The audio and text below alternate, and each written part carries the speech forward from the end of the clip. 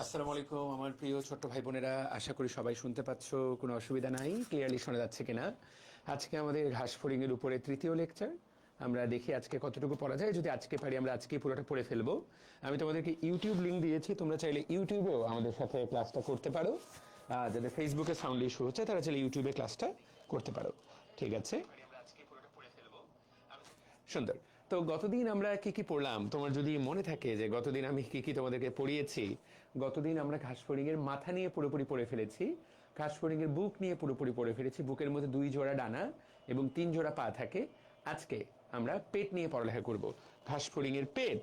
তো তুমি তাকায় দেখো, ঘাস ফড়িং এর পেট, ইংরেজি নামটা আমাদের সবার পড়া উচিত।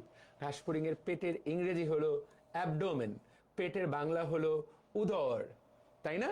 সবচেয়ে গুরুত্বপূর্ণ কথা, আমাদের পেটে কোনো খণ্ড আছে? আমাদের পেট তো একটাই খণ্ড।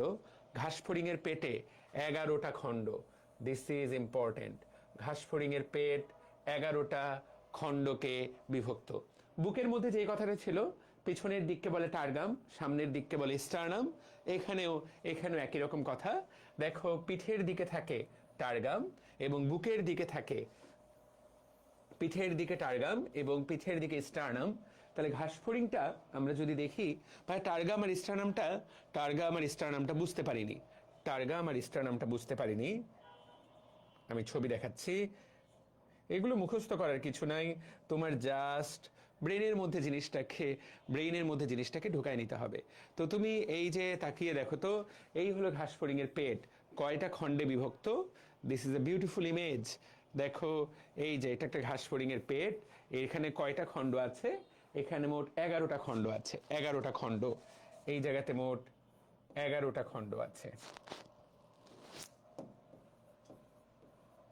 টোটাল 11টা। এই উপরের দিকের, যেটা যে উপর পিঠের দিকের অংশ, এইটাকে বলা হয় টার্গাম। আর এই যে নিচের অংশটা, যেটা তলের অংশ, সেটার নাম হলো স্টার্নাম। এই কথাটাই এই জায়গাতে বলা আছে। আচ্ছা, সুন্দর, এইটা তুমি জেনে গেলা। এরপর তোমাকে প্রশ্ন করবে, এই যে 11টা খণ্ড, এই খণ্ডগুলার কোথায় কি আছে, সেটাই মূলত ঘাস ফড়িং থেকে স্যাররা জানতে চান, বা পড়ালেখার জন্য, পরীক্ষার জন্য এটাই আসলে খুব গুরুত্বপূর্ণ হয়ে দাঁড়ায়। ঘাস ফড়িং থেকে এইটাই সবার জন্য, এইটাই পড়ার পরীক্ষার জন্য গুরুত্বপূর্ণ কথা। তো তুমি যদি তাকিয়ে দেখো, এই যে ঘাস ফড়িং এর 11টা খণ্ড, টেক্সট সিলেক্ট করা দরকার নাই, এটা মুখস্থ করার চেষ্টা করার আগে আমাদের উচিত টপিকটা একটু বুঝে ফেলা। এই যে তুমি কি সুন্দর করে তাকায় দেখো, এই যে ঘাস ফড়িং এর পেট, দেখো এই যে পিঠের দিকের অংশটা লেখা আছে টার্গাম, নিচের দিকের অংশটা লেখা আছে স্টার্নাম। তাহলে এইটা লেখা দেখতে পাচ্ছ। আরেকটা জিনিস তোমরা দেখতে পাচ্ছ কিনা আমি জানি না, তোমরা যদি একটু মনোযোগ দিয়ে দেখো, দেখো এই যে জায়গায় জায়গায় এরকম ছোট ছোট ছিদ্র আছে। এই যে জায়গায় জায়গায় এইরকম ছোট ছোট, জায়গায় জায়গায় এরকম ছোট ছোট ছিদ্র আছে, ছোট ছোট ছিদ্র আছে, ছোট ছোট ছিদ্র, ছোট ছোট ছিদ্র, ছোট ছোট ছিদ্র। এই যে জায়গায় জায়গায় এইরকম ছোট ছোট ছিদ্র আছে, এই ছিদ্র দিয়ে কি করে? তোমার আমার নাক কয়টা? তোমার আমার নাক একটা, কিন্তু এক নাকে ছিদ্র কয়টা? এক নাকে ছিদ্র 2টা। ঘাস ফড়িং এর এইরকম ছিদ্র আছে 10 জোড়া। এদিক আমাদের যেমন নাক দিয়ে আমাদের শরীরে বাতাস প্রবেশ করে, ঘাস ফড়িং এর এই ছিদ্রগুলা দিয়ে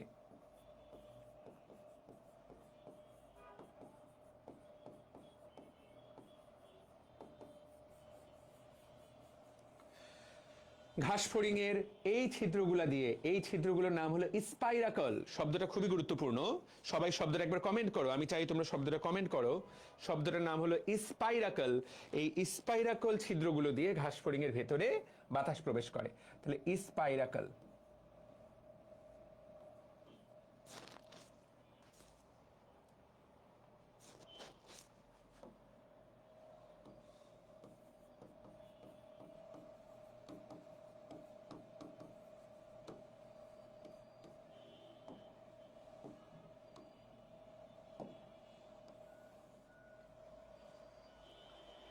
ঘাস ফড়িং এর ছিদ্রটার নাম কি? ঘাস ফড়িং এর ছিদ্রটার নাম হলো স্পাইরাকল। তাহলে পেটের দুই পাশে এরকম ছিদ্র থাকে। এখন আমি তোমাদেরকে বললাম যে ঘাস ফড়িংয়ে এরকম 10 জোড়া স্পাইরাকল থাকে, এই কথাটা তোমাকে জানতে হবে। 10 জোড়া স্পাইরাকল। তো তোমাকে যেটা জানতে হবে, এই 10 জোড়া স্পাইরাকলের মধ্যে 2 জোড়া থাকে বুকে। বুকের মধ্যে থাকে 2 জোড়া, এটা গতকালকে পড়াই নাই, আজকে পড়াচ্ছি। বাকি 8 জোড়া থাকে, এই যে প্রথম 8টা থাকে উদরে।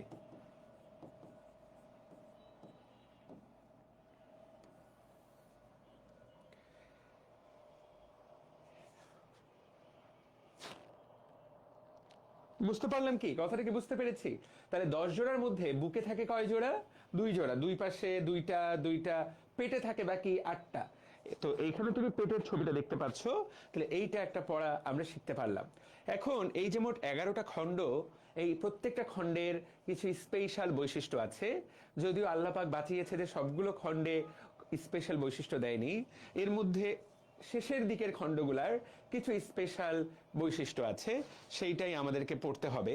যেমন তুমি যদি আরেকটা ছবির দিকে তাকাও, ছবি দেখলে তোমার একটু আইডিয়া হবে, মানে ছবিটা দেখলে একটা জিনিস একটু আইডিয়া পাবা। আমি তোমাকে ছবিটা বর্ণনা করার চেষ্টা করি। আচ্ছা, এই ছবিটা, এগুলো মুখস্থ করে তো খুব বেশি দূর যাওয়া যায় না, ছবিটা একটু বোঝার চেষ্টা করা, সেইটা করলে একটু লাভ আর কি। কি সুন্দর। ঠিক আছে, এই ছবিটা তোমাকে দেখাচ্ছি, এটা একটা দারুণ ছবি। এইটা দেখলে তুমি একটা জিনিস তো ভালো বুঝতে পারবা, একটা জিনিস তো তোমার বেটার বোঝা হবে। তো এই যে দেখো কি সুন্দর একটা ঘাস ফড়িং, তাই কিনা? This is beautiful. তো ঘাস ফড়িং এর শুধুমাত্র তুমি এই পেছনের অংশটুকু, তার যে একদম পেছনের অংশটা, এই জায়গাটাতে চোখ দিলেই তুমি বলে দিতে পারবা এইটা কি ছেলে ঘাস ফড়িং নাকি এটা মেয়ে ঘাস ফড়িং। তোমাকে জাস্ট পেছনের জায়গাটাতে চোখ দিতে হবে। কিভাবে চোখ দিলে কি দেখতে পাবো? তুমি দেখো তো কি সুন্দর, পেছনের জায়গাটাতে একটা মেয়ে ঘাস ফড়িংয়ের কি থাকে, এই জায়গাটাতে দেখো কিরকম, এই যে এরকম চোখা হয়ে গেছে একটা মেয়ে ঘাস ফড়িংয়ের। তাহলে এটা 5 নাম্বার, 6 নাম্বার, 7 নাম্বার, 8 নাম্বার। তারপর দেখো 9, 10, 11, এই 3টা জিনিস মিলায় যেই জিনিসটা তৈরি করে, এটার নাম ওভিপোজিটর। আমাদের ম্যাথের টিচার ওভি, আমাদের ম্যাথের শিক্ষক ওভি, এই হইল ওভিপোজিটর। তাহলে তাকায় দেখো, এই যে ঘাস ফড়িংয়ের একদম প্রান্তে, ঘাস ফড়িংয়ের একদম প্রান্তে যেই জিনিসটা, এইটার নাম ওভিপোজিটর। ওভি শব্দের অর্থ কি? ওভি মানে কিন্তু ডিম। তোমার ওভি শব্দটা ল্যাটিন ভাষায় কিন্তু ওভি দ্বারা কি বোঝায়? ওভি দ্বারা বোঝানো হয় ডিম। তাহলে যেহেতু এটা একটা মেয়ে ঘাস ফড়িং, যেহেতু এটা একটা ফিমেল, তাহলে এই ফিমেল ঘাস ফড়িং এর একদম লাস্ট প্রান্তে যেই জিনিসটা থাকে তার নাম হলো ovipositor. You need to remember that. তোমার এই জিনিসটা মনে রাখা উচিত। তাহলে একটা ফিমেল ঘাস ফড়িং দেখতে কেমন? পেছনে ওভিপোজিটর থাকে। আচ্ছা, তাহলে একটা ছেলে ঘাস ফড়িং কেমন দেখতে, পিছনের অংশটা দেখতে কেমন, সেইটা ছেলে ঘাস ফড়িং দেখে আমি কিভাবে চিনবো? সেইটার ছবি তোমাকে আমি দেখাচ্ছি। একটা ছেলে ঘাস ফড়িং দেখা মাত্র চিনতে পারার কথা, একদম যার মাথায় একটু, যার চোখটা ঠিক আছে, সে দেখা মাত্র চিনতে পারবে। এই যে দেখো তো, এই ছবিটাকে আমি বড় করতেছি, আশা করি সবাই দেখতে পাচ্ছ। এই ছবিটাকে আমি বড় করতেছি, আশা করি সবাই দেখতে পাচ্ছ। এই যে দেখো, এইটা একটা।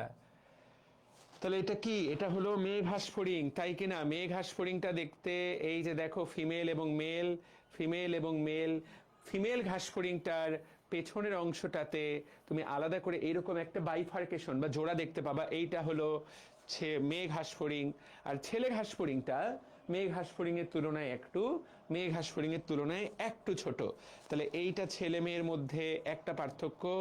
এইখানে আবার একটু তাকায় দেখি তো আমরা, মেল ভার্সেস ফিমেল কিভাবে দেখে চেনা যায়। আচ্ছা, আচ্ছা, ঠিক আছে।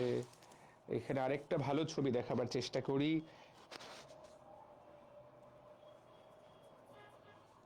এটা তো ওই ছবিটাই। একদম পেছনের দিকে। তুমি যদি কোনো ঘাস ফড়িং এর একদম পেছনের দিকে এরকম দুই ভাগ দেখো, সেইটা হলো ওভিপোজিটর, যেখানে ডিম জমা হবে সেটা হলো মেয়ে। আর যদি ওই রকম পুরোপুরি দুই ভাগ না দেখো, এই যে এইটা হলো ছেলে ঘাস ফড়িং এর পেছনের অংশ। এটা কিন্তু ভাই এত কষ্ট করে আমি কেন পড়ছি, কারণ এই যে দেখো পুরুষ এবং স্ত্রী ঘাস ফড়িং এর মধ্যে পার্থক্য, এইরকম একটা পার্থক্যের কথা বলা আছে, এইরকম একটা পার্থক্যের ব্যাপার দেওয়া আছে। তো তুমি এই যে নিচের দিকে তাকায় দেখো, এই যে ওভিপোজিটর একদম আলাদা করে তুমি দুইটা দেখতে পাবা। এইটা হলো ওভিপোজিটর, আর শেষের দিকে যখন তুমি জাস্ট একটাই এরকম দেখতে পাবা, সেটা হলো ওভিপোজিটর সেখানে নাই, সেটা হলো ছেলে। তাহলে এইটা হলো ছেলে, এইটা হলো মেয়ে, এইটা হলো ছেলে, এইটা হলো মেয়ে। কথাটা কি ক্লিয়ার? আমরা কি জিনিসটা কিছুটা হলে বুঝতে পারলাম? যে এখন তাহলে গুরুত্বপূর্ণ কথা, ওভিপোজিটর কথাটা কার জন্য প্রযোজ্য? ওভি, ওভি শব্দের অর্থ হলো ডিম। তাহলে প্রশ্ন হলো ডিম থাকে, প্রশ্ন হলো ডিম থাকে কার? উত্তর হলো মেয়েদের ডিম থাকে। তাহলে তুমি যখন ঘাসফড়িং এ এইরকম একটা ছবি দেখতে পাবা, যদি একটা ঘাসফড়িং একে বলা থাকে শেষের এই অংশটা হলো ওভিপোজিটর, তাহলে বুঝে যাবা এটা মেয়ে ঘাসফড়িং। আর যদি বলা না থাকে যেটা ওভিপোজিটর, তাহলে বুঝতে হবে এটা ছেলে ঘাসফড়িং। মজার ব্যাপার দেখো, মেয়ে ঘাসফড়িংরা যেখানে ডিম পারে সেখানে ছেলে ঘাসফড়িংরা সার্কাস দেখিয়ে বেড়ায়। তাহলে দেখো তো, ছেলে ঘাসফড়িং এর পেছনের অংশে তুমি কি দেখতে পাচ্ছ? ছেলে ঘাসফড়িং এর পেছনের অংশে তুমি সার্কাস দেখতে পাচ্ছ। কি দেখতে পাচ্ছ? There is cercus. শব্দটার দিকে দেখতে পাচ্ছ, পেছনের দিকে কি থাকে? সার্কাস থাকে। তাহলে এই যে পড়াটা, এই পড়াটা শিখে গেলা।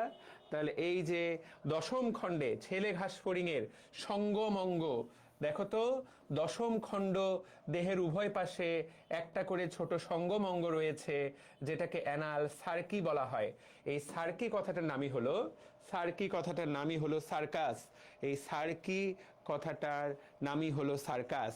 আর মেয়ে ঘাসফড়িং এর এরকম কোনো সঙ্গমঙ্গের প্রয়োজন নাই, মেয়ে ঘাসফড়িং এর কোনো সঙ্গমঙ্গ নাই।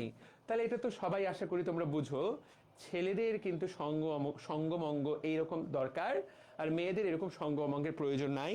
তাহলে অ্যানাল সার্কি বা অ্যানাল সার্কাস এইটা কার থাকে? এটা ছেলে ঘাসফড়িং এর থাকে, কিন্তু মেয়ের থাকে না। কিন্তু মেয়ের কি থাকবে? মেয়ের নবম খণ্ডকে থাকবে ওভিপোজিটর, যা ডিম পাড়ার অঙ্গ হিসেবে কাজ করে। বারবার ছবিতে তো এটাই দেখতে পাচ্ছ। ছেলেদের কিন্তু এরকম কোনো ওভিপোজিটর থাকে না, যেটা এই নবম খণ্ডে ওদের কোনো ওভিপোজিটর থাকে না। ওদের ওই জায়গায় একটা প্লেট থাকে, প্লেট মানে ঢাকনা, সাব জেনিটাল প্লেট। সাব মানে নিচে, জেনিটাল মানে জনন রন্ধ্রের নিচে, এই যে জনন ছিদ্রের আবরণ হিসেবে কাজ করে। তাহলে নবম এবং দশম খণ্ডকে কার কি থাকে তুমি এইটা জেনে গেলা। এবার ছেলেদের 11 নম্বরে তাকায় দেখো, ছেলেদের 11 নম্বরে সুপ্রা অ্যানাল প্লেট থাকে। প্লেট মানে কি? প্লেট মানে ঢাকনা, অ্যানাস মানে পায়ুপথ, সুপ্রা অ্যানাল প্লেট। তাহলে প্লেটের উপরে, পায়ুপথের উপরে ঢাকনা। এই দেখো, এটা পায়ু ছিদ্রের ঢাকনা হিসেবে কাজ করে। আর মেয়েদের এই 11 নাম্বারটা 9 আর 10-এর সাথে মিলে গেছে। তোমাকে ছবিও দেখাইছি, তোমাকে তো আমি দারুণ একটা ছবিও দেখালাম, তুমি হয়তো বা ভুলে গেছো।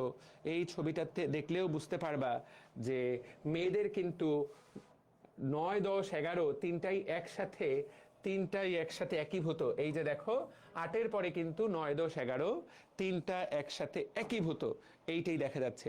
এই পয়েন্টটাই সবচেয়ে কঠিন, এইটাই পোলাপান বুঝতে পারে না, সবচেয়ে বেশি প্যারা এটাতেই খায়। আমি তোমাদেরকে ঠান্ডা মাথায় বোঝাচ্ছি। This is very important. এইটা এইভাবে মনে রাখবা। পুরুষ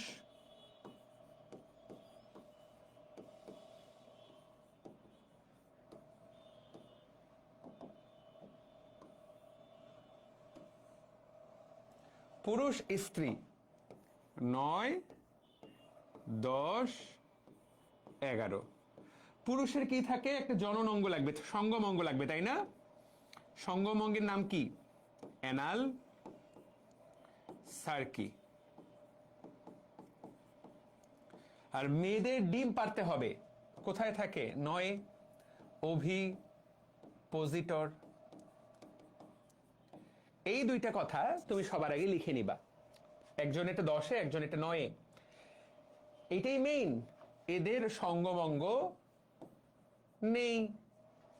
এদের 9-এ কি থাকে? একটা প্লেট থাকে, এটার নাম কি? Sub genital plate. 11-তে কি থাকে? Supra anal plate. Supra anal plate. এদের কি থাকে? এদের 9, 10, 11 একীভূত। দেখো তো সহজে বোঝা যাচ্ছে কিনা রুনু, মুশফিকা, রূপন্তী?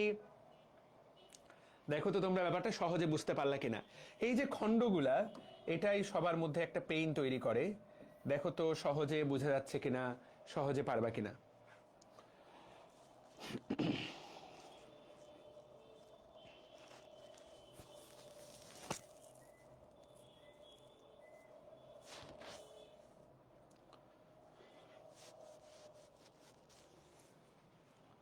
পারা যাবে? পারবো? নফিজা খানম, পারা যাবে কিনা? তাহলে এই তিনটেই সবচেয়ে গুরুত্বপূর্ণ পয়েন্ট। তাহলে সার্কিক আর থাকবে ছেলেদের সার্কাস দেখানোর জন্য, মেয়েদের থাকবে ডিম পাড়ার জন্য ওভিপোজিটর, মেয়েদের 9, 10, 11 একীভূত, আর এদের দুইটা প্লেট থাকে। ছেলেদের দুইটা কি থাকে? সার্কাসে প্লেটের খেলা দেখাবে এরা, এদের দুইটা প্লেট থাকবে। তাহলে এই তো আমরা শিখে নিলাম। ওকে, ঠিক আছে। আর ছেলেদের জনন রন্ধ্র, জনন রন্ধ্র থাকে কোথায়? নবম খণ্ডকে জনন রন্ধ্র থাকে। মেয়েদেরও নবম খণ্ডকেই জনন রন্ধ্র থাকে। 8 আর 9 জনন রন্ধ্র, জনন ছিদ্র। ভাইয়া, জনন রন্ধ্র মানে কি? ছেলেরা যে দিক দিয়ে মুতু করে, তাই না? এটা হলো জনন রন্ধ্র। আর মেয়েদের যে মাসিকের রাস্তা, সেটা হলো মেয়েদের জনন রন্ধ্র। ঘাস ফড়িংয়ের ক্ষেত্রেও এরকম জনন রন্ধ্র আছে, যে দিক দিয়ে ডিমটা বের হবে, যে দিক দিয়ে এই যে সঙ্গমঙ্গটা প্রবেশ করবে, এটার নাম হলো জননঙ্গ। তাহলে দ্যাট ইজ ফাইন, আমরা এইটুকু পুরোটা পড়ে ফেলতে পারলাম। এইবার মজার কথাটা দেখো।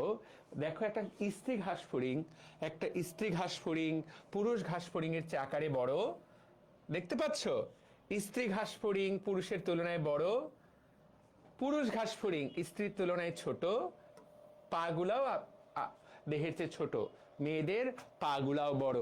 আর পুরুষের ঘাস পেটটা গোল এবং লম্বা, আর স্ত্রী ঘাস ফড়িং এর পেটটা মোটা এবং প্রান্ত ভাগটা সুচালো। এই তো। আর পাখনা, পুরুষের যেহেতু পেটটা, পুরুষ যেহেতু ওভারঅল ছোট, এর পাখনাটা দেহ ছাড়াই চলে যায়। পাখনা দুই পাশে কিছুটা বাড়ানো। স্ত্রী ঘাস ফড়িং, স্ত্রী ঘাস ফড়িং এর পাখনা পুরো দেহটাকে ঢেকে রাখে, কারণ সমান সমান এই যে উদর পেটকে আবৃত রাখে। পুরুষের ক্ষেত্রে সেটা আবৃত রাখতে পারে না। তো এই পার্থক্যটা থেকে পরীক্ষায় এমসিকিউ আসতে পারে। আমি মনে করি না যে এখান থেকে এর চেয়ে বেশি কিছু আসবে। সিকিউ আসা খুবই টাফ, বাট তোমাকে আমি চেষ্টা করলাম জিনিসটা বুঝিয়ে দেওয়ার। এটা লাইন টু লাইন তোমাকে বুঝে বুঝে পড়তে হবে। আমি তোমাকে চেষ্টা করলাম পুরোটাই বুঝিয়ে দেওয়ার। এইবার তোমাদেরকে একটা মজার প্রশ্ন করি। তোমার আমার কান থাকে মাথায়, ঘাস ফড়িং এর কান কোথায় থাকে? ঘাস ফড়িং এর কান থাকে পেটে। এই যে দেখো, ঘাস ফড়িং এর প্রথম খণ্ডে টিম্পেনিক পর্দা বা টিম্পেনাম থাকে। ঘাস ফড়িং এর প্রথম খণ্ডে টিম্পেনিক পর্দা বা টিম্পেনাম থাকে। দেখতে পাচ্ছ? সবাই কমেন্ট করো তো, কানের নাম কি? ঘাস ফড়িং এর যে কান, কানটাকে কি নাম দিলাম আমি? দেখো, টিম্পেনাম শব্দটা কমেন্ট করো। টিম্পেনাম কোন খণ্ডে থাকে সেটাও লিখে ফেলো। টিম্পেনাম কোন খণ্ডে থাকে?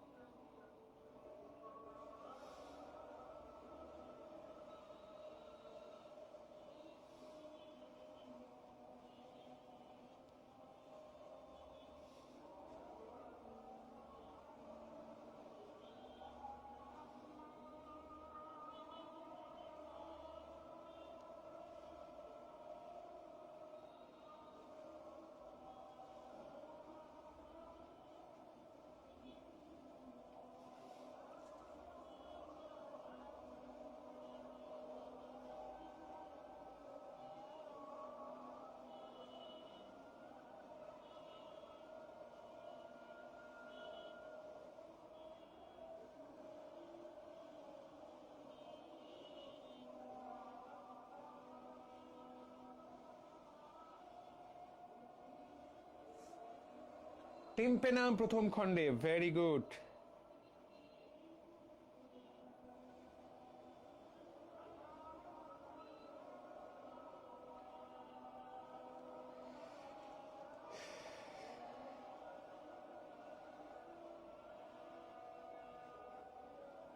টিম্পেনাম প্রথম খণ্ডে, সবাই সবাই জানাও, very good very good very good.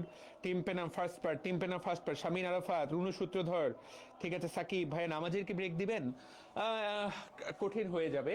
আমরা হয়তো তুমি ক্লাসে নামাজটা পড়ে আবার ক্লাসে জয়েন করো, বা ক্লাস শেষে একবার নামাজ পড়ো, সেটাই বেটার, সেটাই বেটার। তাহলে আমরা এই তো ভাইয়া এই পার্থক্যটা শিখে ফেললে আমাদের সিকিউ এমসিকিউ দুটাই পড়া হয়ে গেল।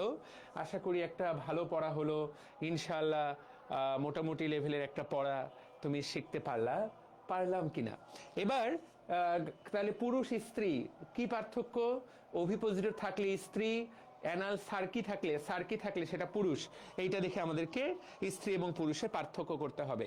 ওকে, এইখানে দেওয়া আছে ঘাসফড়িং এর সিলোম। ঘাসফড়িং এর সিলোম আমরা পড়বো, কিন্তু আমার তো মনে পড়ে যে তোমরা হয়তো সিলোম কি জিনিস সেটাই ভুলে গেছো।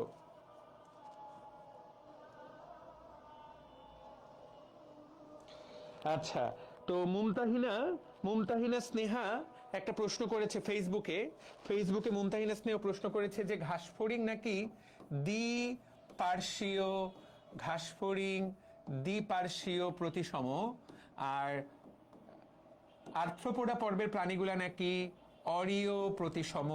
তাহলে পরীক্ষায় আসলে তুমি কোনটা দাগাবা? মুমতাহিনা স্নেহা, তুমি যদি বইয়ের কোনো জায়গায় খুঁজে বের করতে পারো আর্থ্রোপোডা পর্বের প্রাণীগুলাকে অরীয় প্রতিসম বলা হয়েছে, তাহলে আমাকে বলো। আর্থ্রোপোডা পর্বের প্রাণীগুলা সবাই দ্বিপার্শ্বীয় প্রতিসম, কেউই অরীয় প্রতিসম না। তোমার প্রশ্নটা ঠিক নাই, তোমার একটু চিন্তা করতে ভুল হচ্ছে। তুমি বইটা আরো একবার চেক করে নাও, আরেকবার চেক করে নাও তো, দেখো তো কি অবস্থা, আরেকবার চেক করে নাও। ঠিক আছে, আমার মনে হয় যে ঠিক নাই, তোমার প্রশ্নটাই ঠিক নাই। আচ্ছা ঠিক আছে, এবার লেটস ডু, এবার চলো আমরা আস্তে করে সামনের দিকে যাই। তাহলে এটা একটা ভালো পড়া পড়লাম।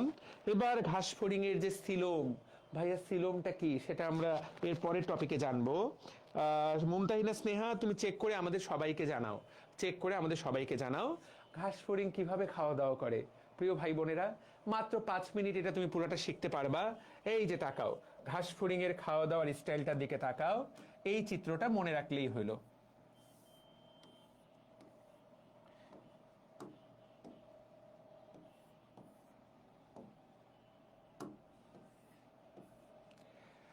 দেখতে পাচ্ছ চিত্রটা তুমি দেখতে পাচ্ছ?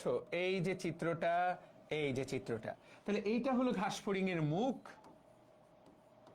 এইটা হলো ঘাসফড়িং এর পায়ু ছিদ্র, যে দিক দিয়ে হাগু করে ঘাসফড়িং।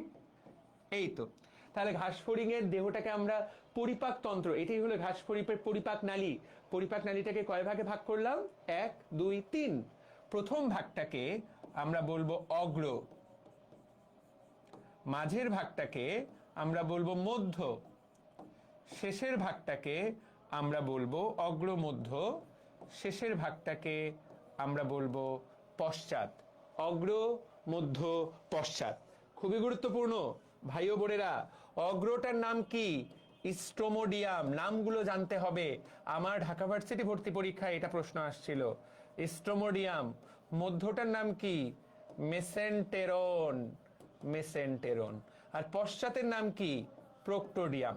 তাহলে তুমি, তোমার কাছে যদি কেউ কখনো জানতে চায় এই আমাকে তুই একটু ঘাসফড়িং এর পরিপাক তন্ত্রটা বুঝাই দে তো, তুমি বলবা ঘাসফড়িং এর যে পরিপাক নালী সেটাকে আমরা 3 ভাগে ভাগ করব, অগ্র মধ্য পশ্চাৎ।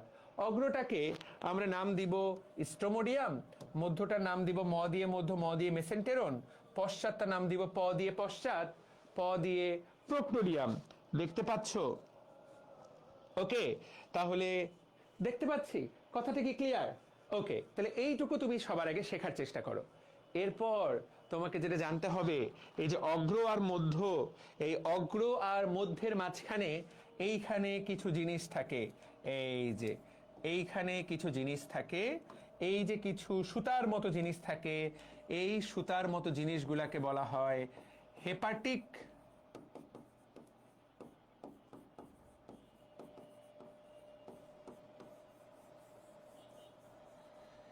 এই সুতার মতো জিনিসগুলোকে বলা হয় হেপাটিক সিকা। তাহলে পরীক্ষায় তোমার কাছে যদি জানতে চায় হেপাটিক সিকা কোথায় থাকে, তুমি উত্তর দিবা অগ্র আর মধ্য। অগ্র আর মধ্যের মাঝে কি থাকে? হেপাটিক সিকা থাকে। মধ্য আর পশ্চাৎ, এই মধ্য আর পশ্চাতের মধ্যে একটা জিনিস থাকে, এগুলাও একরকম জিনিস, তবে এগুলা সংখ্যায় বেশি থাকে। মধ্য আর পশ্চাতের মধ্যে এইগুলার সংখ্যায় বেশি থাকে। এইগুলাকে আমরা বলবো মালপিজিয়ন নালিকা। এইটার নাম হলো মালপিজিয়ান নালিকা।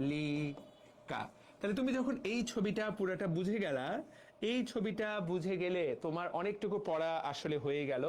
পরিপাক তন্ত্র সম্পর্কে তোমার অনেকটুকু পড়া হয়ে গেল। দেখো তো, তাহলে অগ্র, মধ্য, পশ্চাৎ পরিপাক নালী, স্টোমোডিয়াম, মেসেন্টেরন, প্রোক্টোডিয়াম। স্টোডিয়াম আর মেসেন্টেরনের মাঝামাঝি থাকে হেপাটিক সিকা, ওর সাথে যুক্ত থাকে। আর মেসেন্টেরন আর প্রোক্টোডিয়ামের মাঝামাঝি থাকে কোনটা? মালপিজিয়ান নালিকা। হেপাটিক সিকার কাজ কি? হেপাটিক সিকার কাজ, হেপাটিক শব্দের অর্থ যকৃত বা লিভার। আমাদের শরীরে যকৃতের যা কাজ, পরিপাকে সাহায্য করা, খাবার হজমে সাহায্য করা। তাহলে এটা কিসে সাহায্য করবে? এইটা পরিপাকে, পরিপাকে সাহায্য করবে। আর মালপিজিয়ান নালিকা, মালপিজিয়ান নালিকা এইটা হলো ঘাসফড়িং এর প্রধান রেচন অঙ্গ। তোমার আমার যেমন কিডনি, ঘাসফড়িং এর প্রধান রেচন অঙ্গটা এইটা। ঘাসফড়িং এর প্রধান রেচন অঙ্গটা কার সাথে লাগানো? এইটার নাম হলো পরিপাক নালী। এই পরিপাক নালীর সাথে লাগানো। তাহলে ঘাসফড়িং এর রেচন অঙ্গটা কার সাথে লাগানো? পরিপাক নালীর সাথে লাগানো, পৌষ্টিক নালীর সাথে লাগানো।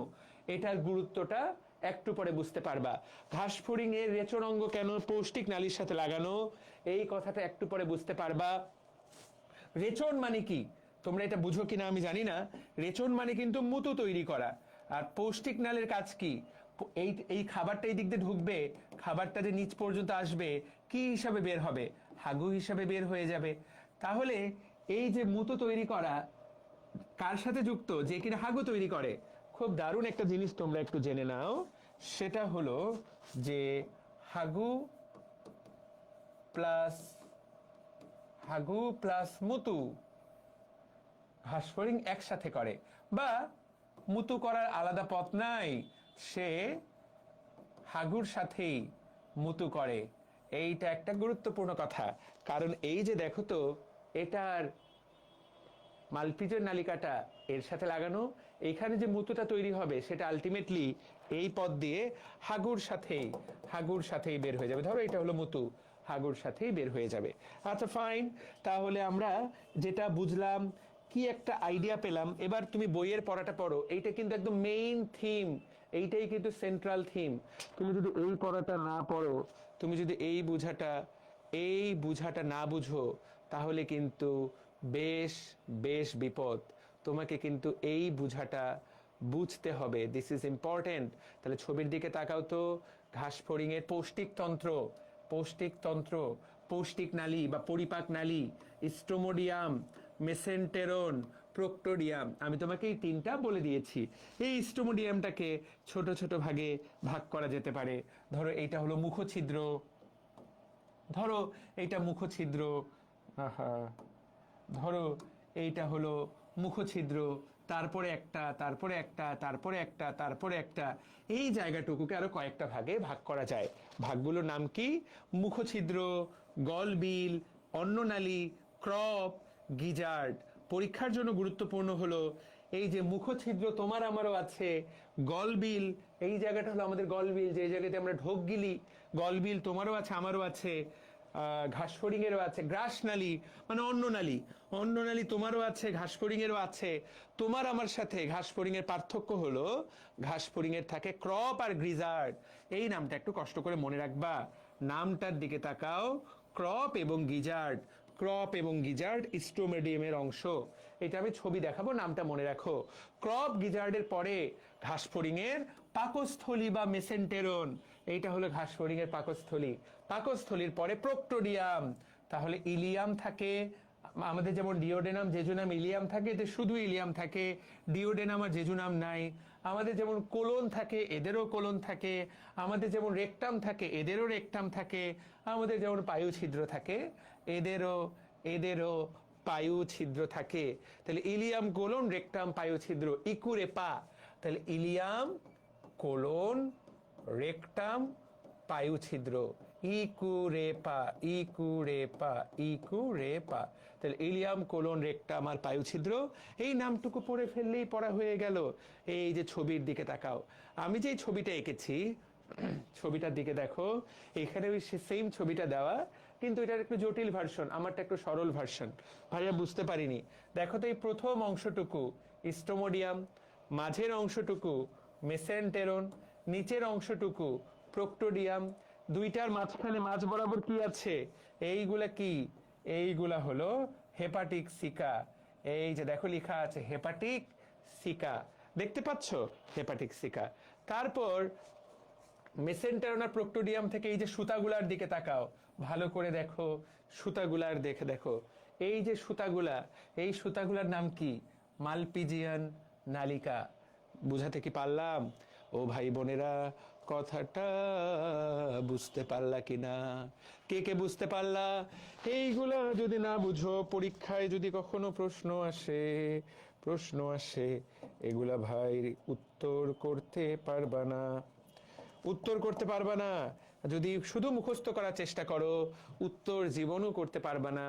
আমি তো তোমাকে চেষ্টা করলাম জিনিসটা বুঝাই দেওয়ার। This is good.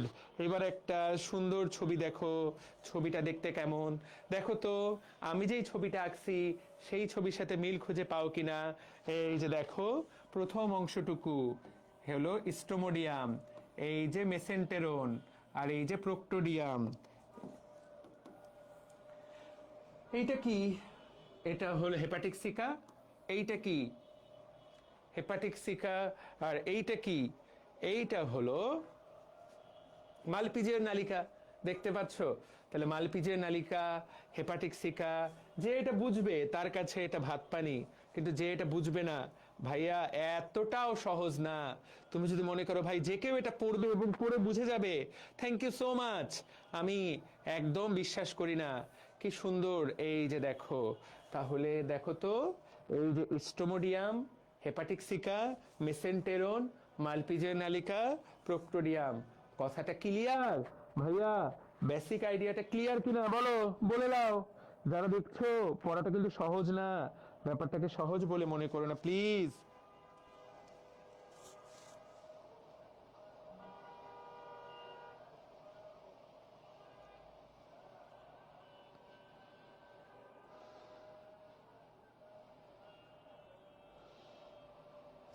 দেখো তো তোমাদের কমেন্ট কোথায়? ফেসবুকের কমেন্ট লোড হয় না, ওয়েব অ্যাপে ক্লাস নেই বলে আমাকে মোবাইলেই দেখতে হচ্ছে। Crystal clear. Ajay, Sutapa, good, ঠিক আছে, ওকে, ফ্যান্টাস্টিক, ফ্যান্টাস্টিক।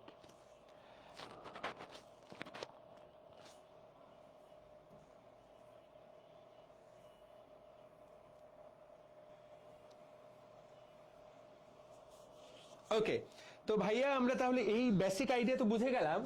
আর কি কিছু পড়তে হবে? হ্যাঁ, এখানে দাগানো লাইনগুলো তোমাকে পড়তে হবে, জানতে হবে। যেমন দেখো, ঘাস ফড়িং এর তাহলে আমরা কি বললাম, তিন ভাগে ভাগ করবো, স্টোমোডিয়াম, মেসেন্টেরন, প্রোক্টোডিয়াম। স্টোমোডিয়ামের শুরুতে কি থাকে? একটা মুখ থাকে। এই মুখটাকে অন্য নাম হলো সিবেরিয়াম। এই নামটা পরীক্ষায় এমসিকিউতে আসে। এই মুখের অন্য নাম কি? মুখের অন্য নাম হলো সিবেরিয়াম। তুমি বলবা ভাই এত কঠিন কঠিন নাম কেন? আসলে এই শব্দগুলা তো বাংলা শব্দ না। তুমি বাংলা ভাষায় হলে এটা নাম দিয়ে দিবা মুখ, কিন্তু এগুলো ল্যাটিন শব্দ। তো তো ওই ল্যাটিন শব্দ থেকে এই কথাগুলা আসে।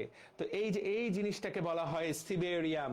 হ্যাঁ, তো এই যে সিবেরিয়াম, এটা মুখের প্রাক, মানে কিভাবে বলবো, সিবেরিয়াম শব্দটা হলো মুখে যাওয়ার আগের যে এলাকায় খাবার আটকে থাকে, এটার নাম হলো সিবেরিয়াম। দেখো বলাই আছে প্রি ওরাল ক্যাভিটি, আসল মুখের আগে খাবারটা প্রথমে সেই জায়গায় একটু রাখে, এই জন্য এটাকে বলা হয় প্রাক মৌখিক প্রকোষ্ঠ, সিবেরিয়াম।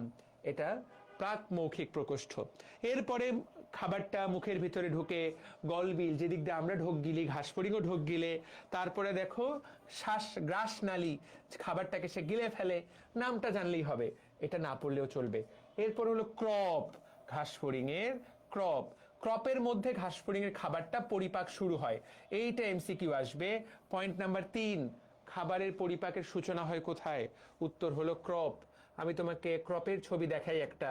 ভাই ক্রপ বলতে কি বোঝায়?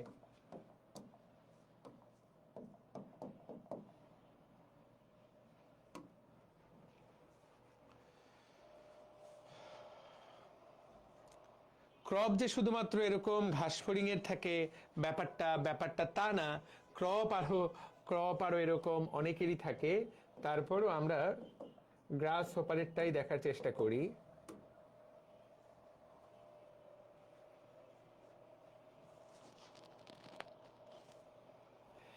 এই যে দেখো, ক্রপটাই কত বড় দেখাচ্ছে, দেখতে পাচ্ছ?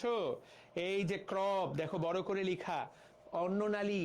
তারপরে বড় এলাকাটার নাম কি? বড় এলাকাটার নামই হলো ক্রপ। এইটা হলো মেসেন্টেরন। ঠিক আছে, এই যে মিড গার্ড বা মেসেন্টেরন। তাহলে ক্রপ দেখতে কেমন? ক্রপ দেখতে অনেকটা পাকস্থলীর মতো, খাবারটা এই জায়গায় জমা থাকে। কিন্তু ক্রপ দেখতে পাকস্থলীর মতো হলেও ঘাস ফড়িং এর পাকস্থলী কিন্তু ক্রপ না। ঘাস ফড়িং এর পাকস্থলী কিন্তু এই যে মেসেন্টেরন বা মধ্যপৌষ্টিক নালী, এইটা হলো ঘাস ফড়িং এর মিড গাট, এটার নাম কিন্তু মেসেন্টেরন। প্রিয় ভাই ও বোনেরা, পরীক্ষায় যদি প্রশ্ন আসে ঘাস ফড়িং এর পাকস্থলী কোনটা, উত্তর হবে মেসেন্টেরন। যদিও ক্রপ দেখতে পাকস্থলীর মতো, তোমাকে জানিয়ে দিলাম ক্রপের স্পেশালিটি কি? খাবারের পরিপাকের সূচনা হয় এইখানে। খাবার পরিপাকের খাবার পরিপাকের সূচনা হয় এখানে। This is important. খাবার পরিপাকের সূচনা হয় এই জায়গাতে। এরপর ক্রপের পরে যে জায়গাটা, সেটার নাম হলো গিজার্ড। নাম পড়লেই হয়, গিজার্ড বা প্রোভেন্টিকুলাস। এই জায়গায় খাবারটাকে দলাই মালাই করা হয়। খাবারটাকে ঘাস ফড়িং যেটা খায় সেটাকে ছোট ছোট দাঁত থাকে এই জায়গায়, 6টা দাঁত থাকে। দেখো 6টা প্যাড, 6টা দাঁত, 6টা ভাঁজ থাকে। খাবারটাকে দলাই মালাই করে, খাবারটাকে একদম দলাই মালাই করে, খাবারটাকে গুঁড়া গুঁড়া করে, খাবারটাকে একদম গুঁড়া গুঁড়া করে। তাহলে এইটার নাম হলো গিজার্ড। তাহলে গুরুত্বপূর্ণ কথা কি? স্টোমোডিয়ামের কি কি পার্ট? স্টোমোডিয়ামের পার্ট হলো মুখছিদ্র, গলবিল, অন্ননালী, দেন ক্রপ এবং গিজার্ড। ক্রপে খাবার পরিপাকের সূচনা হয়, আর গিজার্ডে বা প্রোভেন্টিকুলাসে খাবারটাকে চূর্ণ বিচূর্ণ করা হয়। এমসিকিউতে এই দুইটা লাইন আসবে। যারা ক্লাসটা মনোযোগ দিয়ে করলা তারা এটা উত্তর করতে পারবা। বিশ্বাস হয় না? চলো আমি তোমাদেরকে দেখাচ্ছি, দেখো কিরকম প্রশ্ন আসবে। Let's have a look. চলো আমরা দেখার চেষ্টা করি যে কিরকম প্রশ্ন আসবে। তোমরা আমাকে 9 নাম্বার প্রশ্নটা উত্তর দাও তো। সবাই 9 নাম্বার প্রশ্নটা উত্তর আমাকে দাও। 9 নাম্বার, 9। সবাই 9 নাম্বারটা দেখে উত্তর দাও, সবাই, এভরিওয়ান।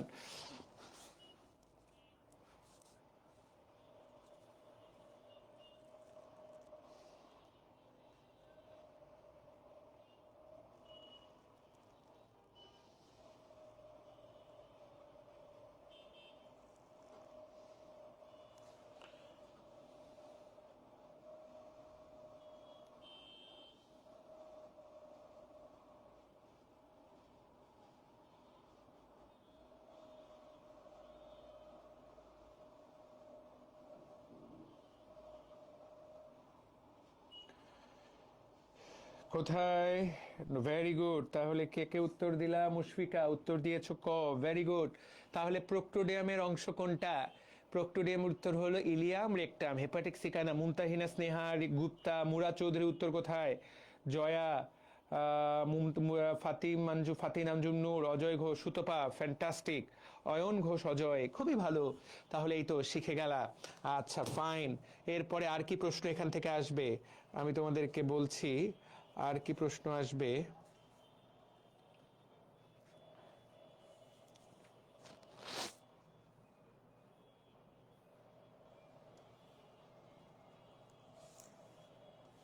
এই যেই টপিকটা পড়াচ্ছি এখান থেকেই দেখবা যে বেশ কয়েকটা প্রশ্ন আসবে। ঠিক আছে, এই যে দেখো, বলো 24, 24 বলো।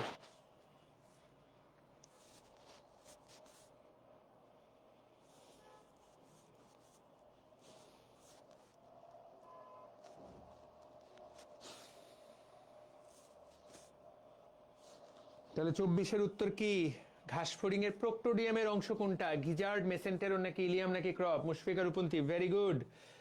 শাহিন আরাফাত, ঠিক মতো উত্তর দাও। ক, কি বললা এটা? প্রোক্টোডিয়ামের অংশ কোনটা?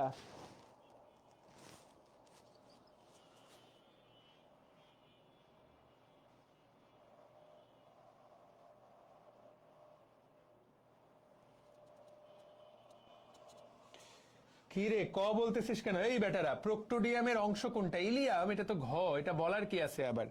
বুঝলাম না তোদের ব্যাপারটা, কি ব্যাপার এখানে? ঘ, হ্যাঁ, গুড, ঠিক আছে ঠিক আছে।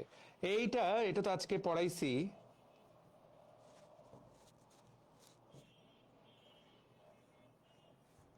এটা বলো।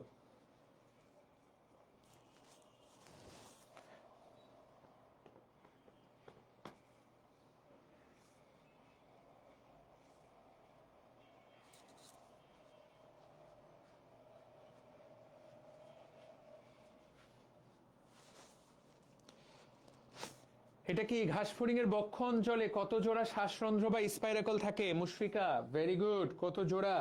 খুবই সুন্দর, উত্তর হলো 2 জোড়া। Thank you so much. তাহলে উদর অঞ্চলে কতগুলা? 8 জোড়া, 8 দুগুণে 16টা। দেখতে পাচ্ছ, তুমি এগুলো সব উত্তর করতে পারবা। বললাম তো, যেভাবে পড়ানো হচ্ছে তুমি এই চ্যাপ্টারগুলোর উপরে একদম বস হয়ে যাবা। যেইভাবে পড়ানো হচ্ছে তুমি এই চ্যাপ্টারগুলোর উপরে একদম একের ক, একের ক প্রস্তুতি হয়ে যাবে তোমার।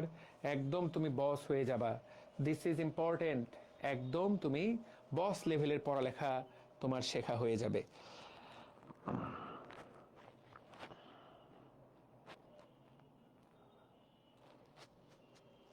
ঠিক আছে, ওকে, দ্যাট ইজ গুড। তাহলে তাহলে এই তো আমরা এইটুকু শিখলাম, পারবো। তাহলে এইটা ডান। এবার হলো মেসেন্টেরন। মেসেন্টেরনটা হলো এটার মিডগার্ড। এখান থেকে একটা লাইন তোমাকে সবার আগে জানতে হবে। এইটার ভিতরে পেরিট্রফিক নামক পর্দা থাকে। আমার এমসিকিউ আসছিল আমার ভর্তি পরীক্ষায়, ঢাকা ইউনিভার্সিটি ভর্তি পরীক্ষা, এটা আমি পারিনি। আমি দাগাইছিলাম পেরিট্রফিক পর্দা থাকে স্টোমোডিয়ামে, পেরিট্রফিক পর্দা থাকে মেসেন্টেরনে, এটা আমি পারি নাই। তো এই পেরিট্রফিক পর্দাটা থাকে এই এখানে একটা স্পেশাল পর্দা থাকে, এই পর্দাটার নাম হলো পেরিট্রফিক পর্দা। তো পর্দাটা দেখো একটু, এইটা মনে রাখতে হবে তোমাকে, এটা থাকে কোথায়। এইটা অবশ্য গাজী আজমল স্যারের বইয়ে আগে ছিল না, পরবর্তীতে গত 10 বছর ধরে এটা অ্যাড করেছে। আমি যখন এটা পড়েছিলাম আমার বইয়ে কিন্তু এই পেরিট্রফিক পর্দার কথা এই জায়গাতে বলা ছিল না। পেরিট্রফিক পর্দার কথা আমার বইয়ে ছিল না, কিন্তু পরবর্তীতে এটা অ্যাড করে ঢাকা বিশ্ববিদ্যালয়ে আসছিল অন্য রাইটারের বই থেকে। তো যাই হোক, পেরিট্রফিক পর্দাটা কোথায় থাকে? মেসেন্টেরনে। এই এমসিকিউটা খুবই গুরুত্বপূর্ণ। ওকে ভাইয়া সাকিব, তুমিও অ্যান্সার বলো। তোমার কথাও বললাম Sakib, very good Mohammad Sakib, thank you so much. এই পেরিট্রফিক পর্দা কোথায় থাকে? মেসেন্টেরনে। একটাই এমসিকিউ আসবে, আশা করি পারবা। এরপরে দেখো তো, স্ট্রোমোডিয়াম যেখানে শেষ হচ্ছে সেখানে কি থাকে? সেখানে থাকে এই যে হেপাটিক সিকা। এই যে দেখো বলা হয়েছে হেপাটিক সিকার অপর নাম কি? Gastric seeker. হেপাটিক সিকার অপর নাম গ্যাস্ট্রিক সিকা। এদের কাজ কি? হেপাটিক সিকা বা গ্যাস্ট্রিক সিকার কাজ কি? এই যে এদের কাজ হলো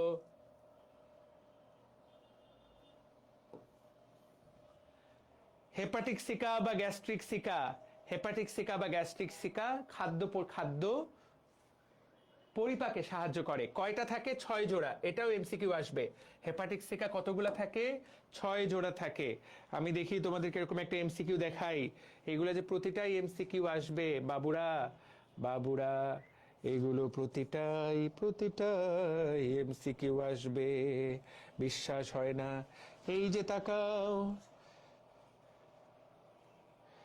ঘাসফড়িং এর হেপাটিক সিকার সংখ্যা কত? ঘাসফড়িং এর হেপাটিক সিকার সংখ্যা কত? তাকাও।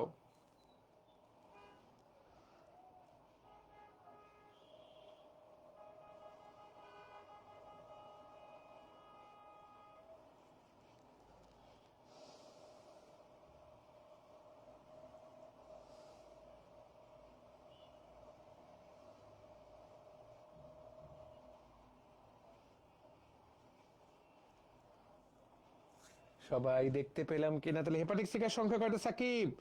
ভাইয়া চ্যাপ্টার 3-এর দাগানো বইয়ের পিডিএফটা দিলে ভালো হয়, সামনে half yearly exam. Archive class করেছি সবগুলো। চ্যাপ্টার 3 বলতে পরিপাক ও শোষণ। আচ্ছা ঠিক আছে, দেখি তো তোমাদের কার 45 নাম্বার প্রশ্নটা মনে আছে। 45, সবাই 45 নাম্বারটা উত্তর দাও। আরে মনে থাকার কি আছে, ওটা তো উত্তর দেখাই যাচ্ছে। সরি সরি, ওটা তো উত্তর দেখাই যাচ্ছে, ওটা তো উত্তর দেখাই যাচ্ছে, কালকে তো পড়াইছিলাম। আচ্ছা, তো বলার দরকার নেই কারণ এটা তো অলরেডি উত্তর দেখা যাচ্ছে। আর নিচের দিকে কি থাকে, মালপিজিয়ান নালিকা থাকে, তাহলে মালপিজিয়ান নালিকা থাকে, মালপিজিয়ান নালিকা থাকে, দ্যাটস অল।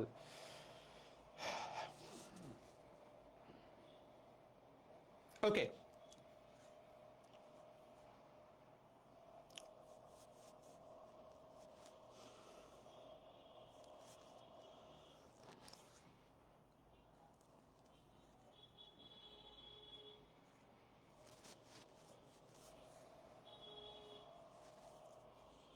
প্রোক্টোডিয়াম থেকে কি প্রশ্ন আসবে, শুধু নামগুলা। প্রোক্টোডিয়ামের পার্ট কারা কারা, ইকু রেপা, ইকু রেপা, শুধু নামগুলো পড়লেই হবে, আর কিছু প্রশ্ন আসবে না।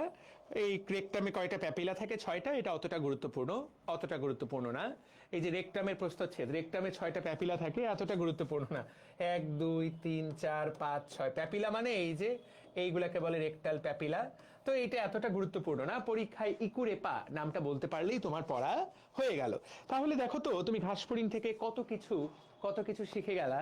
এই ছবিটা তোমার মনে কোনো দোলা তৈরি করছে কিনা, এই ছবিটা যদি বুঝে যাও, স্টোমোডিয়াম, মেসেন্টেরন, প্রোক্টোডিয়াম, স্টোমোডিয়ামের পার্ট, মুখছিদ্র যেটার অপর নাম সিবেরিয়াম, গলবিল, গ্রাসনালি, এগুলো থেকে কোনো প্রশ্ন আসবে না।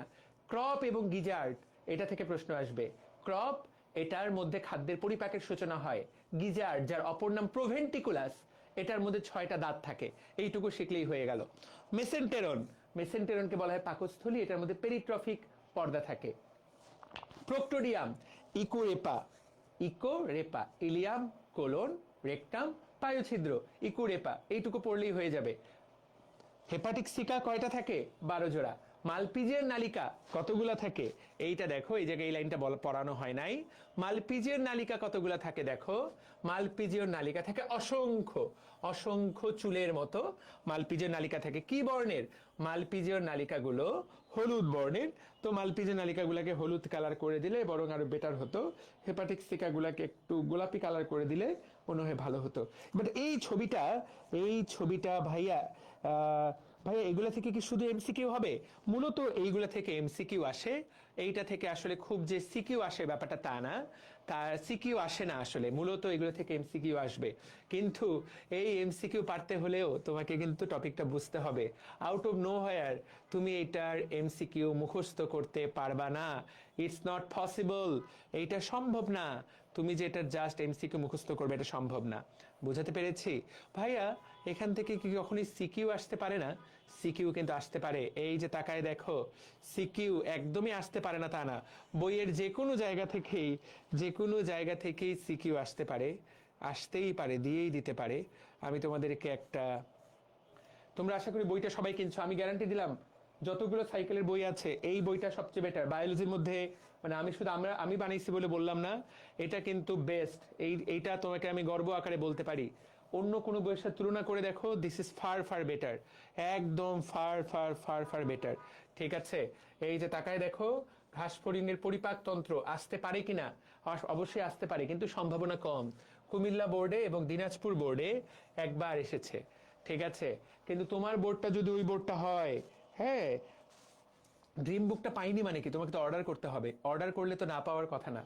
তুমি যদি অর্ডার করে থাকো, অর্ডার করলে তো না পাওয়ার কোনো কারণ নাই, অবশ্যই পাওয়ার কথা। তাহলে দেখো যে বাহ্যিক অঙ্গ সংস্থান গতকালকে যেটা আমরা পড়লাম, সেইটা থেকে দেখো রাজশাহী, বরিশাল, সিলেট, কুমিল্লা, দিনাজপুরে একবার করে আসছে। দর্শন কৌশল, এইটা পরীক্ষায় আসবেই, যেটা আমরা প্রথম দিনই সিকিউ। দেখো এটা কুমিল্লা বোর্ডে 7 বার আসছে, দিনাজপুর বোর্ডে একবার, ময়মনসিংহ বোর্ডে 4 বার, ঢাকা বোর্ডে একবার। তাহলে আমাদের 3টা সিকিউ কিন্তু আজকের মাধ্যমে তিনটা সিকিউ কিন্তু পড়া হয়ে গেল। এখন 4 নম্বর সিকিউটা এখনই পড়া হয়ে যাবে, যে রেচন তন্ত্র। দেখো রেচন তন্ত্র ধরা মাত্র শেষ হয়ে যাবে, রেচন তন্ত্র। এই যে 5 নম্বর সিকিউটা আমরা পড়ে ফেলবো। রাজশাহী বোর্ডে 2 বার, যশোর বোর্ডে 4 বার, সিলেট বোর্ডে একবার, কুমিল্লা বোর্ডে 2 বার, ময়মনসিংহ বোর্ডে একবার আসছে। ক্যান ইউ বিলিভ, তুমি কি দেখতে পাচ্ছ? তার মানে প্রতিটা থেকেই কিন্তু আসতে পারে না তা কিন্তু না, প্রতিটা টপিক থেকেই প্রশ্ন আসতে পারে। তাহলে এটা সিকিউ এর জন্য আমরা পড়ে ফেলতে পারলাম। ঠিক আছে, ওকে ওকে ভাই, আপনাকে বলেছিলাম অর্ডার করার সময় ফোন নাম্বারের একটা ডিজিট ভুল হয়েছিল। হ্যাঁ, এটা তো আমি তখনই বোধহয় অভিকে জানিয়েছি। আহ, অভি অভি অভি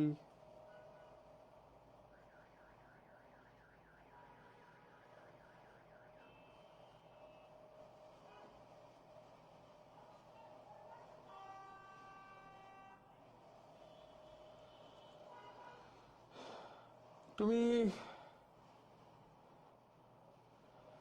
দাঁড়াও, অভিকে তো না মইনুলকে দিচ্ছিলাম যে বই ডেলিভারি করে। জান্নাতুল আদন জিন্টু, তুমি 450 দিয়ে দিয়েছিলে 480 জায়গায়, তো এখানে তো, তাই তো জিন্টু? জান্নাতুল আদন জিন্টু, আবারও বলতেছি, কি ব্যাপার, এরা কি করতেছে?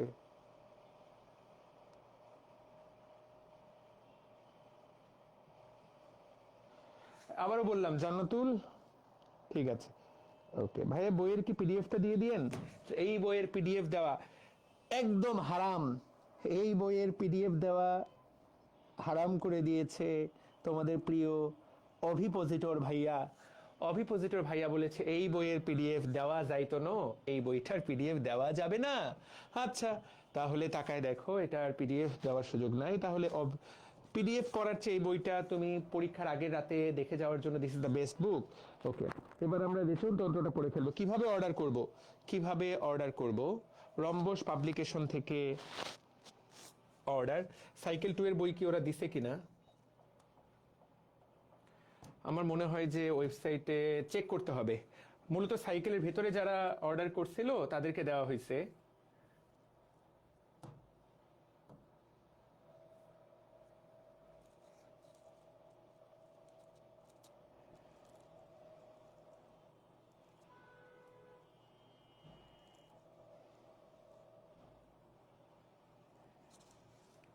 সাইকেলে আমি বলে দিলাম মাত্র, সাইকেলে চলে আসলে আমি লিঙ্কটা দিয়ে দিব।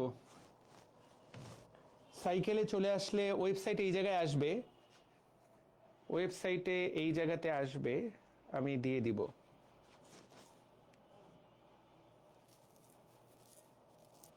ঠিক আছে, নো ওয়ারি। সাইকেল 1টা তো চলে আসছে, সাইকেল 1টা তো চলে আসছে, সাইকেল 2, সাইকেল 3। সাইকেল 2টা এখনো কেন আসেনি আমি দেখছি। সাইকেল 3-এর বইও রেডি হয়ে গেছে। সাইকেল 3-এর বই ইনশাআল্লাহ 10 দিনের মধ্যে তোমরা বাজারে পাবা। 2-3 একসাথে অর্ডার দিয়ে দিও। খুব ভালো হয়েছে, এইচএসসির আগে জাস্ট এই বই দেখে যাবা। That will be 100% enough, that will be 100% enough. আচ্ছা, তো আমরা এখন রেচন তন্ত্রটা পড়ে ফেলবো। তুমি এইটুকু যদি আজকের দিনের জন্য শেখো তাহলে অনেকটুকু পড়া। রেচন তন্ত্র, প্রিয় ভাই ও বোনেরা, রেচন তন্ত্রটা বের করো, সবাই বের করো। ঘাসফড়িং এর প্রধান রেচন তন্ত্র, ঘাসফড়িং এর রেচন তন্ত্রের প্রধান অঙ্গের নাম হলো মালপিজিয়ার নালিকা। এই শব্দটার দিকে তাকাও, শব্দটা হলো মালপিজিয়ার নালিকা।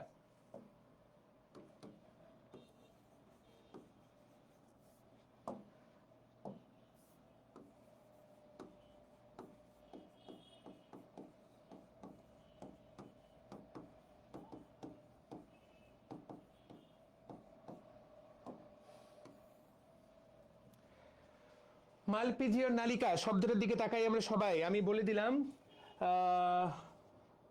কেন এখনো।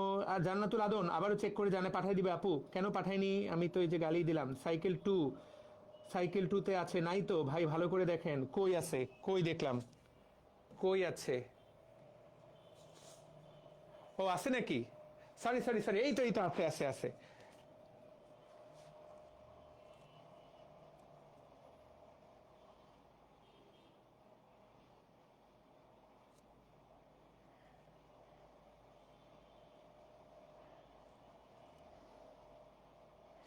ভেরি গুড ভেরি গুড, পেয়ে গেছি। সরি সরি সরি, আছে আছে আছে। ওকে, তো দেখো এই যে এখানে গেলেই হবে ড্রিম বুক বায়োলজি সাইকেল 2, এইটাতে গেলেই হবে। তুমি এটাতে ক্লিক করলেই যে বাই নাও এ ক্লিক করলেই পেয়ে যাবা। কি রে, বাই নাও এ ক্লিক করলে এই তো, কি সুন্দর, রম্বস পাবলিকেশন, এবং এটা লেখক আমি। আর এটা তোমার সাইকেলের বাইরে যারা কারা কারা কিনেছে, সাইকেলের বাইরে আরো 30 জন কিনেছে, 270টা এখন স্টকে আছে। যারা সাইকেলের সাথে অর্ডার করেছো তারা তো অর্ডার করেছোই। তো বই এইটা কিন্তু এই যে পড়ে দেখো, তুমি চাইলে একটু সুন্দর করে পড়েও দেখতে পারো। আবারও বলছি যে এটা, এই বই তোমার অবশ্যই তোমার কাছে থাকতে হবে। তুমি যদি মনে করো যে ভাইয়া আমার সিকিউএ আমি কোনো চিন্তা করতে চাই না, তাহলে this is the book you need, এই বইটাই তোমার দরকার। Okay, good. তাহলে মালপিজিয়ার নালিকা ভাইয়া, এইটাই হলো প্রধান রেচন অঙ্গ, শব্দটার নাম হলো প্রধান রেচন অঙ্গ। আচ্ছা, তোমরা তো আর এইচএসসি 26টা, এইচএসসি 25 না, তোমরা তো বাচ্চা। আচ্ছা ভাই, আমরা যে প্রস্রাব করি, আমরা যে মূত্র ত্যাগ করি, মূলত আমরা প্রস্রাবের মাধ্যমে শরীরের কি বের করে দেই? আমাদের শরীরের জন্য বিষ বের করে দেই। সেই বিষের নাম হলো ইউরিয়া। আমাদের শরীর থেকে আমরা যেই বিষটা বের করে দেই তার নাম হলো ইউরিয়া। ইউরিয়া বের করে দেওয়ার জন্য আমরা মুতু করি। মুতু করলে তুমি বের করে দাও কি? ইউরিয়া বের করে দাও। এইটা হলো গুরুত্বপূর্ণ কথা। আমরা কি বের করে দিই? আমরা ইউরিয়া বের করে দিই। ঘাসফড়িং কি বের করে দেয়? ঘাসফড়িং এর প্রধান বর্জ্য পদার্থের নাম ইউরিক অ্যাসিড। এই কথাটা জানতে হবে। তাহলে আমাদের মানুষের ক্ষেত্রে আমরা প্রস্রাব করি, আমাদের প্রধান বর্জ্য পদার্থের নাম ইউরিয়া। ঘাসফড়িং এর প্রধান বর্জ্য পদার্থের নাম কি? Uric acid. সবার আগে এই লাইনটা জানতে হবে, ইউরিক অ্যাসিড কিভাবে এটা সে তৈরি করে, কিভাবে এটা সে বের করে দেয়, এইটা শিখলেই হয়ে গেল। তো তুমি ছবিটার দিকে তাকাও তো, এই ছবিটা কি বুঝাচ্ছে? এই যে এইটা হলো মেসেন্টেরন বা প্রোক্টোডিয়াম, বা মেসেন্টেরন প্রোক্টোডিয়ামের সংযোগস্থল, আর এইটা হলো মালপিজিয়ার নালিকা। এইটা হলো মালপিজিয়ার নালিকা। আমি তো তোমাদেরকে বললাম যে মেসেন্টেরন আর প্রোক্টোডিয়ামের সংযোগস্থলে মালপিজিয়ার নালিকা বিদ্যমান। তো এই যে তাকায় দেখো তো, এই যে মালপিজিয়ার নালিকা, প্রিয় ভাই ও বোনেরা, মালপিজিয়ার নালিকাটা তুমি একটু তাকিয়ে দেখো কার সাথে যুক্ত। এই এখানে ছবির মধ্যে দেখো কি তৈরি হয় দিন শেষে? Uric acid. আমি তো তোমাদেরকে বললাম ঘাসফড়িং এর প্রধান ময়লা পদার্থের নাম কি? Uric acid. ইউরিক অ্যাসিডটা কোন দিকে যাচ্ছে?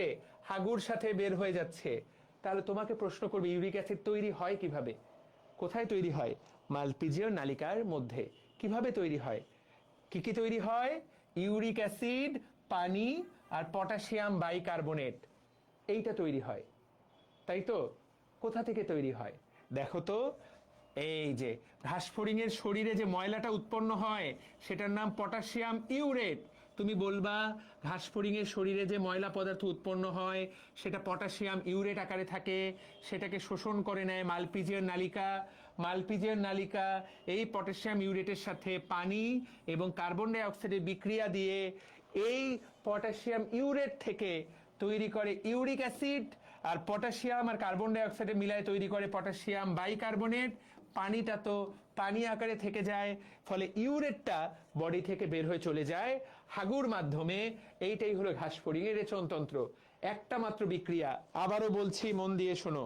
ঘাসফড়িং শেষে কি তৈরি করবে? ময়লাটা ইউরিক অ্যাসিড। এইটা বডিতে থাকে কি হিসাবে? বডিতে তৈরি হয় এটা পটাশিয়াম ইউরেট হিসাবে। এই পটাশিয়াম ইউরেটকে শোষণ করে নেয় কে? এই যে প্রান্তীয় শোষণক্ষম অঞ্চল। মালপিজিয়ার নালিকা তার প্রান্তীয় শোষণক্ষম অঞ্চল দিয়ে এটাকে শোষণ করে নেয়। গোড়ার ক্ষরণশীল অঞ্চলের দিকে সে এটাকে, ক্ষরণশীল মানে ক্ষরণ করে দিবে, ফেলে দিবে পটাশিয়াম ইউরেটটাকে সে পানি এবং কার্বন ডাই অক্সাইডের সাথে বিক্রিয়া দেয়, পটাশিয়ামের সাথে কার্বন ডাই অক্সাইড যুক্ত করে তৈরি করে পটাশিয়াম বাইকার্বনেট। ইউরেটটাকে আলাদা করে নিয়ে তৈরি করে ইউরিক অ্যাসিড। পানিটা পানির মতো থাকে। এই যে পটাশিয়াম বাইকার্বনেট আবার শরীরে ফেরত যায়, পানিটা আবার শরীরে ফেরত যায়, ইউরিক অ্যাসিডটা হাগুর সাথে বের হয়ে যায়। এইটাই তোমার ঘাসফড়িং এর রেচনতন্ত্র। তাহলে দেখো তো, এই যে এই নালিকার একটা মুক্ত প্রান্ত থাকে, একটা বদ্ধ প্রান্ত থাকে। এটা হলো মুক্ত প্রান্ত, এটা হলো বদ্ধ প্রান্ত। বদ্ধ প্রান্তটা আশেপাশের ভাসমান এলাকা থেকে পানি, কার্বন ডাই অক্সাইড এবং পটাশিয়াম ইউরেট আয়ন শোষণ করে এইগুলা ভেতরে বিক্রিয়া করে তৈরি করে ইউরিক অ্যাসিড।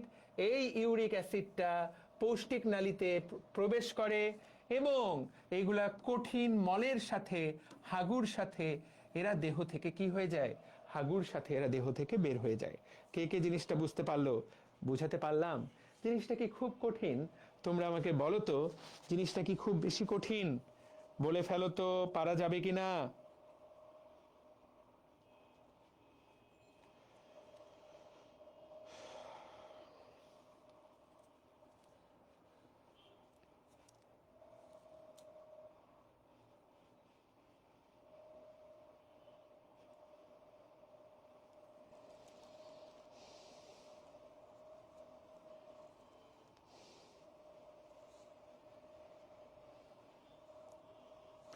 পারবো?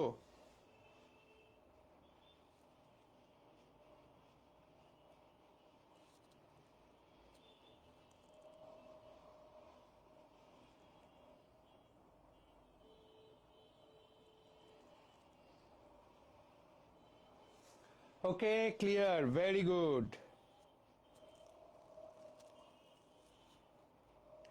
সুন্দর সুন্দর, ঠিক আছে, তাহলে সবাই বললে যে পারবা। ভাইয়া, অর্নিথিন চক্রের মাধ্যমে ইউরিয়া উৎপন্ন হয়, তবে এর ক্ষেত্রে কি কোনো চক্র হয় না? তাহলে এর ক্ষেত্রে যে চক্র যদি হয়েও থাকে সেটা এতটা গুরুত্বপূর্ণ না, আমার জানা নাই আসলে। সারা যাবে, রাখি রুদ্র বলেছে সারা যাবে, পারবো পারবো পারবো। তাহলে ব্যাপারটা কত সহজ, তুমি একদম ইজি করে একে ফেলতে পারবা। তাহলে এ কি করে, হাগুর সাথে মুতু করে। তাহলে প্রধান রেচন অঙ্গ কোনটা? প্রধান রেচন অঙ্গ মালপিজিয়ার নালিকা। আর এছাড়া মালপিজিয়ার নালিকাটাই প্রধান রেচন অঙ্গ, এর সাথে কিছু আনুষঙ্গিক বা অতিরিক্ত রেচন অঙ্গ থাকে। এইগুলা থেকে এমসিকিউ আসবে, এমসিকিউ। দেখো, ইউরেট কোষ নাম, ইউরিকোজ গ্রন্থি, নেফ্রোসাইট, কিউটিকল, হেডলাইনগুলা পড়বা। আনুষঙ্গিক রেচন অঙ্গের নাম কি কি, এই চারটা নাম পড়বা। ইউরেট কোষ, ইউরিকোজ গ্রন্থি, নেফ্রোসাইট, কিউটিকল, এইটার নামগুলো পড়বা। এই নামগুলো পড়বা, দিস ইজ ইম্পর্টেন্ট। এই নামগুলো পড়বা, ঠিক আছে প্রিয় ভাই ও বোনেরা? আচ্ছা, তোমাদের সিকিউ পরীক্ষায় এই মালপিজিয়ান নালিকা এবং মালপিজিয়ান বডির মধ্যে পার্থক্য আসবে। তোমরা মালপিজিয়ান নালিকা তো পড়তেই পারলা। দেখো তো, মালপিজিয়ান নালিকা, এটার কাজ কি? এটা ঘাসফড়িং এর প্রধান রেচন অঙ্গ। এটা কোথায় থাকে? গুচ্ছাকারে থাকে অন্ত্রের প্রাচীরে। সংখ্যা কয়টা? এটা 100টা সংখ্যা। ওই জায়গায় বলা ছিল অসংখ্য, এখানে বলা সংখ্যা কয়টা? 100টা। এটা দেখতে কি লম্বা সুতার মতো, নলাকার, তাই কি না? এইটা মনে রাখলেই হবে। এইটার একটা প্রান্ত মুক্ত, আরেকটা প্রান্ত অন্ত্রের সাথে যুক্ত। এটার কাজ কি? চারপাশের হিমোলিম থেকে ময়লাটাকে ধারণ করে হাগুর সাথে বের করে দেওয়া। এই প্রত্যেকটা লাইনের সাথে তোমরা আমার সাথে একমত কিনা? এটা কিন্তু ঘাসফড়িং এর কথা। এটার নাম কিন্তু মালপিজিয়ন নালিকা। শব্দটার দিকে তাকাও, মালপিজিয়ন নালিকা। শব্দটার দিকে তাকাও, মালপিজিয়ন নালিকা। আমাদের বডিতেও কিন্তু মালপিজিয়ন আছে, সেম বিজ্ঞানী দুইজনের শরীরে দুইটা জিনিস আবিষ্কার করেছে। আমাদেরটার নাম হলো মালপিজিয়ন বডি। ভাইয়া, আমাদের আমাদের কিন্তু এইরকম জিনিস না। তোমরা সবাই নেফ্রন পড়েছো তাই না? এসএসসিতে নেফ্রন সম্পর্কে আইডিয়া থাকার কথা। নেফ্রন,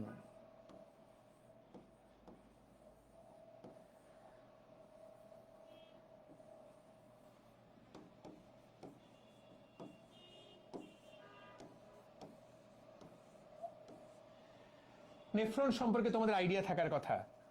তো নেফ্রনের এই যে এই দুইটা জিনিস, গ্লোমেরুলাস এবং বোমেন্স ক্যাপসুল, এই দুইটা জিনিসকে একসাথে বলে মালপিজিয়ান বডি। এইটার কথাই তো এখানে বলা আছে, এইটার কথাই এইখানে বলা। এখানে ঠিক আছে, শুধু নাম পড়লেই হবে। কিসের? হ্যাঁ, এগুলো শুধু নাম পড়লেই হবে। তাহলে মালপিজিয়ান বডি কার থাকে? মানুষের থাকে, মেরুদণ্ডী প্রাণীর থাকে। এটা আমাদের কিডনির মধ্যে থাকে। প্রত্যেকটা বৃক্কে 10 লাখ করে, 2 বৃক্কে 20 লাখ। এটার মধ্যে থাকে বোমেন্স ক্যাপসুল এবং গ্লোমেরুলাস। এই জিনিসটার নাম হলো বোমেন্স ক্যাপসুল, এইটার নাম হলো গ্লোমেরুলাস। ঠিক আছে, বুঝেছি। তো এটার সাথে এটার সম্পর্ক আলাদা। দুটাই কিডনির কাজ করে, দুটাই আমাদের শরীরে ময়লা পরিষ্কারে কাজ করে। এটা ঘাসফড়িং এর শরীরে, এটা আমাদের শরীরে। তো তুমি যখন ওই চ্যাপ্টারটা পড়ে ফেলবা, তখন তোমার এই পার্থক্যটা ইজি বলে মনে হবে। এখন তো ওই টপিকটা আমরা পড়িনি, এইটা পড়ে ফেলেছি। আশা করি এটা আমরা পারবো ইনশাআল্লাহ। তাহলে প্রিয় ভাই ও বোনেরা, কেমন শিখলা? আজকে আমরা কয়টা সিকিউ শেষ করতে পারলাম দেখো তো। আমাদের তাহলে পড়ার মধ্যে বাহ্যিক অঙ্গসংস্থান, পরিপাকতন্ত্র, রেচনতন্ত্র, দর্শন কৌশল, আসলে আমাদের পড়া শেষ। আমাদের আরেকটা ক্লাস লাগবে, যেদিন আমরা রক্ত সংবহনতন্ত্র, শ্বসনতন্ত্র এবং প্রজননতন্ত্র আলোচনা করব। এগুলা থেকে কি সিকিউ আসে? শ্বসনতন্ত্র থেকে দেখো কতটা সিকিউ আসে, তাহলে এটাকে আলাদা করে গুরুত্ব দিয়ে পড়তে হবে। তোমার শ্বসনতন্ত্র সিকিউ আসবে, রক্ত থেকে অত বেশি প্রশ্ন আসে না, কিন্তু আসতে পারে। প্রজননতন্ত্রটাকেও তোমার গুরুত্ব দিয়েই পড়তে হবে, কোনো না কোনো বোর্ডে গত 8-10 বছর একবার করে আসছে। তাহলে সবগুলা যখন তুমি একাডেমিক সাইকেল পড়তেছো, তুমি তো এই মুহূর্তে এফআরবিতে পড়তেছো না, যেটা তোমার 26-এর ভাইয়ারা পড়ছে। ওদের কিন্তু তোমাদেরকে যতটা গভীরভাবে বুঝালাম, এফআরবিতে চাইলেও এতটা গভীরভাবে বোঝানো সম্ভব না।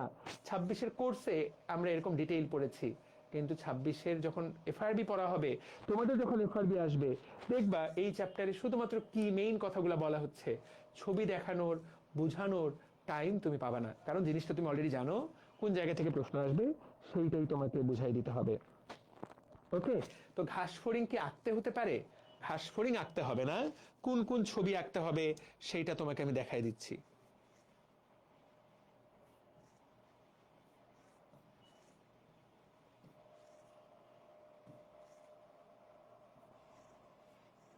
এই যে, তাহলে ওমাটিডিয়ামের ছবি 5 জোড়া কিভাবে আঁকবা? 2, 4, 6, 8, 10, 5 জোড়া জিনিস কিভাবে আঁকবা?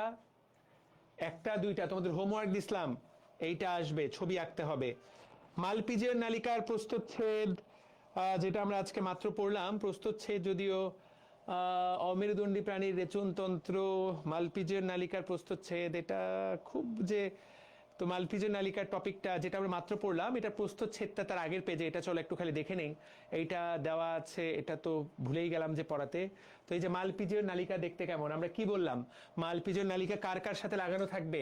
এক পাশে মেসেন্টেরন, আর এক পাশে কোথায়? আরেক পাশে প্রোক্টোডিয়ামের সাথে লাগানো। এই যে মালপিজিয়ার নালিকা, এটা প্রস্থচ্ছেদ করলে কেমন দেখা যাবে? ভেতরের দিকে কি পাওয়া যাবে? ব্রাশ বর্ডার পাওয়া যাবে, ব্রাশের মতো মাইক্রোভিলাই পাওয়া যাবে। কি পাওয়া যাবে? যাতে শোষণ করে নিতে পারে, ময়লা পদার্থগুলোকে শোষণ করে নিতে হবে না? তো ময়লা পদার্থকে শোষণ করার জন্য ওই জায়গায় ময়লা না, ভালো পদার্থটাকে শোষণ করে নেওয়ার জন্য ওই জায়গায় ব্রাশ বর্ডার থাকবে। এই লুমেনের মধ্যে ইউরিক অ্যাসিড তৈরি হবে। তাহলে এই ছবিটা মালপিজিয়ন নালিকার প্রস্থচ্ছেদ ছবিটা দেখো, কোনো আঁকা কোনো ব্যাপার? ভেতরে একটা গোল্লা দিবা, বাইরে গোল্লা দিবা, ওই গোল্লাটার নাম হলো ভিত্তি পর্দা। ভিত্তি পর্দার উপরে পুরো নলটা দাঁড়ায় থাকবে, আর কয়েকটা কোষ 1, 2, 3, 4, 5 এপিথেলিয়াল কোষ দিয়ে দিবা। ভেতরের এই জায়গাটা হলো মালপিজিয়ার নালিকা, এটাই হলো নালিকাটা বা লুমেনটা। ওই লুমেনের ওই জায়গাতে কি থাকবে? Brush border. এই তো এই ছবিটা আঁকতে হতে পারে। ছবিটা আমি খুব দ্রুততার সাথে এঁকে দিচ্ছি।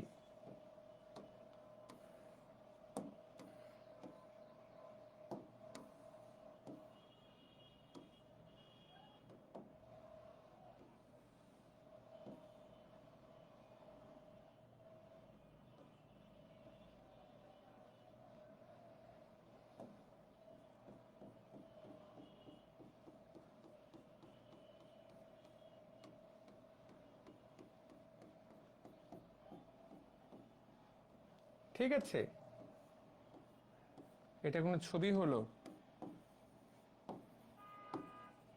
এটা এপিথেলিয়াল কোষ, এটা ভিত্তি পর্দা, আর ভেতরের দিকে দিয়ে দিবা ব্রাশ বর্ডার।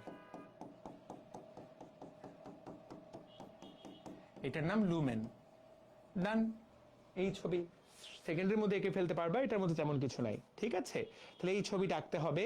কোন কোন ছবি আমাদের আঁকতে হবে তাহলে একটা আইডিয়া পাইলা। ঘাস ফড়িং এর পা থেকে গতকালকে আমরা পড়ছি, তাহলে পায়ের ছবিটা একবার প্র্যাকটিস করে রাখা। পায়ের ছবি এত ডিটেইল আঁকার দরকার নেই, মেইনটুকু আঁকতে পারলেই হলো। মেইনটুকু কক্সা ট্রোকেন্টর একদম ইন ডিটেইল আঁকতে পারতে হবে তা না, মেইনটুকু আঁকতে পারা। এগুলো তো কালকে পড়বো। শাসনতন্ত্র এটা তো আগামীকালকে পড়বো। আর এই যে ঘাস ফড়িংয়ের মুখপাঙ্গ, ছবি আঁকতে না পারলেও চলবে, ছবি দেওয়া থাকবে। মুখপাঙ্গের ছবি যদি কেউ প্র্যাকটিস করতে চাও করতে পারো, কিন্তু ছবি না আঁকলেও চলবে। এই যে, তাহলে রক্ত সংবহনতন্ত্র, শ্বসনতন্ত্র তো নেক্সট দিন পড়বো। তাহলে দেখো, এই যে পৌষ্টিকতন্ত্র আজকে যেটা আমরা পড়লাম, তুমি আমার কনসেপ্টটা ধরে চাইল্ড চারপাশে এরকম একটা ঘাস ফড়িং দিয়ে দিলি, তো এই যে ছবিটা আমি আঁকছি, এইটাই তো মেইন ছবি। এটা চারপাশে একটা তেলাপোকার মতো ঘাস ফড়িং দিয়ে দাও।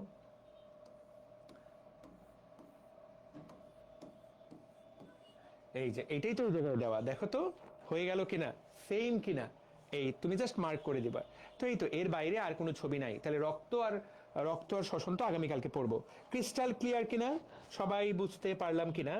ওকে ভাইয়া, আপনার ক্লাস করার পর এফআরবি 27 এনরোল করতে হবে, পারলে এফআরবি 26-এ জয়েন হইও। না না, বায়োলজির জন্য আর কোথাও কোনো এনরোল করতে হবে না, কিন্তু তোমার ধরো বাকি সাবজেক্টগুলোর জন্য, যেমন এবার এইচএসসি 26-এ মূলত বাচ্চারা, এই যে 35,000 বাচ্চা আমাদের সাথে যুক্ত হলো, বেশিরভাগ কারা যুক্ত হয়েছে?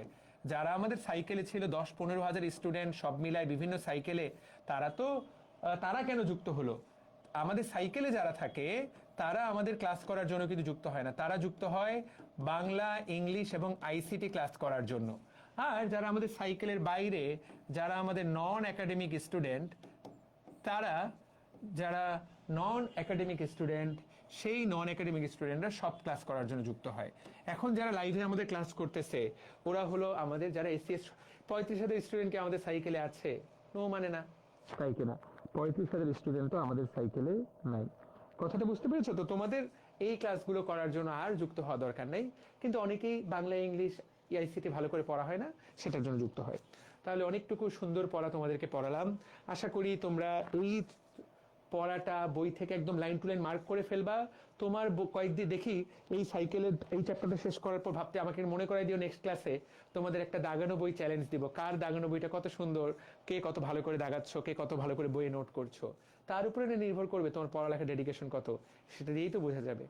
তাহলে প্রিয় ভাই বোনেরা, ইনশাআল্লাহ আমরা এই চ্যাপ্টারটা নেক্সট ক্লাসে, নেক্সট সপ্তাহে শেষ করে দেব। কাল এবং পরশু 2 দিন আমার হাসপাতালে ইভিনিং নাইট আছে, দুপুর বেলা যাব, পরের দিন সকালবেলা ফিরবো। তো আমি সেজন্য সময় বের করতে পারিনি, এই জন্য ইচ্ছা করি সপ্তাহে 2 দিনের রুটিন দিয়েছি, 26 ব্যাচেও তাই। আগামী সপ্তাহেও একই রকম একটু হাসপাতাল ডিউটির চাপ বাড়ছে, আশা করি সামনে আগামী মাস থেকে এটা সর্ট হয়ে যাবে। শুধুমাত্র তখন আমার দিনের বেলা হাসপাতাল থাকবে, সন্ধ্যাবেলা তোমাদেরকে পড়াবো। So that is the plan. তো আশা করি পড়াটা বুঝতে পারলা। আমি সবসময় মনে করি কেউ যদি কোনো কিছু বুঝতে পারে, সেইটা ভাইয়া ফুল চ্যাপ্টার একটা সামারি ক্লাস দিলে ভালো হয়। নেক্সট ক্লাসে পুরো চ্যাপ্টারটা আরেকবার সাম আপ করে দিব ইনশাল্লাহ। আমি মনে করি কেউ যদি কোনো কিছু বুঝে পড়ার চেষ্টা করে, পড়ালেখা ততক্ষণ সহজ বলে মনে হবে। কেউ যদি মুখস্থ করার চেষ্টা করো, পড়ালেখা উইল বি অলওয়েজ টাফ। আশা করি তোমরা আমার সাথে একমত হবা। প্রিয় ভাই বোনেরা, সবার সাথে আবার দেখা হবে। সবাই ভালো থাকো। আসসালামু আলাইকুম।